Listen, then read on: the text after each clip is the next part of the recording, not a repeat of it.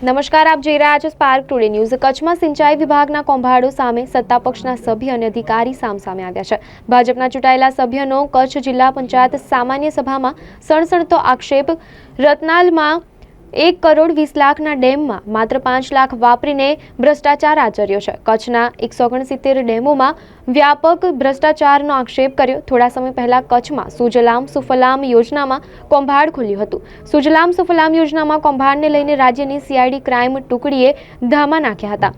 સુજલામ સુફલામ યોજનામાં કૌભાંડની તપાસ થઈ નથી તેવામાં ખુદ સત્તાપક્ષના સભ્યના ખુલ્લા આક્ષેપથી મુદ્દો ગરમાયો છે। સત્તાપક્ષ અને વિપક્ષના સભ્યો સાથે મળીને ભ્રષ્ટાચાર આચરતા અધિકારીઓ વિરુદ્ધ ઠરાવ પસાર કરાયો છે। જે રીતે ચર્ચા થઈ અને રજૂઆત થઈ કે ભાઈ સિંચાઈના જે કંઈ કામો છે એમાં કામો ઓછા થયા છે અથવા ચૂકવણું થયું છે, કામો નથી થયા, એ બાબતે ઘણી બધા સદસ્યોશ્રીઓ ચર્ચા પણ કરી અને અમે એવો નિર્ણય કર્યો છે કે ભાઈ જે કોઈ રજૂઆત આવી છે એની આપણે ચોક્કસપણે તપાસ કરાવીશું અને તપાસમાં ટેકનિકલ ટીમને પણ સાથે રાખીશું અને એમાં જો જવાબદારી નક્કી થશે તો ચોક્કસપણે એમાં પગલાં પણ લેવામાં। ચૂકવણામાં તો કેવું છે, તપાસ પછી જ ખ્યાલ આવશે કે ખોટું થયું છે કે એવું, અને જો ખોટું થયું હશે તો પૈસા પણ વસૂલ કરીશું અને જેણે ચૂકવણું કર્યું છે એની જવાબદારી।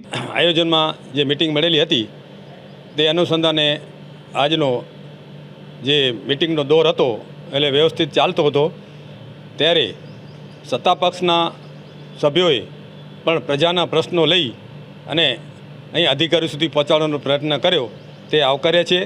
અને વિપક્ષમાં બેસેલા અમે તો કાયમ ખૂણે ખૂણેથી પ્રજાના પ્રશ્નો લઈને અહીં આવીએ છીએ અને રજૂઆતો કરીએ છીએ, જે કાર્ય થાય છે। પણ સત્તાપક્ષને પણ અહેસાસ થયો કે એના કામો થતા નથી અને પ્રજા પીસાય છે, અધિકારીઓ પાસે આંટા મારીને રીબાય છે। તેઓ આજે સત્તાપક્ષના સદસ્યોએ પણ ખૂબ સરસ રજૂઆત કરી, એને પણ અમે આવકારીએ છીએ।